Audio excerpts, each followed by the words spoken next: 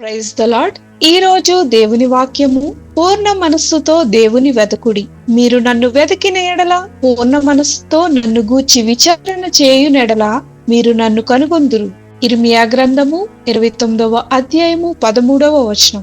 అనేక సంవత్సరాలు బబులోను రాజ్యంలో బానిసలుగా చెరను అనుభవిస్తూ ఆ బానిస సంకెళ్ల నుండి విడిపించబడుటకు ప్రజలు ఎదురు చూస్తుండగా దేవుడు వారితో చెబుతున్న మాట ఏమనగా, ఎవరైతే వారి పూర్ణ హృదయంతో దేవుని సన్నిధిలో తమ హృదయాలను కుమ్మరించుకుంటారో, హృదయపూర్వకంగా ఆసక్తితో వెతుకుతారో వారు ఆయనను కనుగొంటారనియు, తనను తాను వారికి కనుపరుచుకొందుననియు, మరియు వారు ఉన్నటువంటి చెరలో నుండి వారిని మరలా బయటకు రప్పించదనని ధైర్యపరిచి వాగ్దానం చేస్తున్నాడు.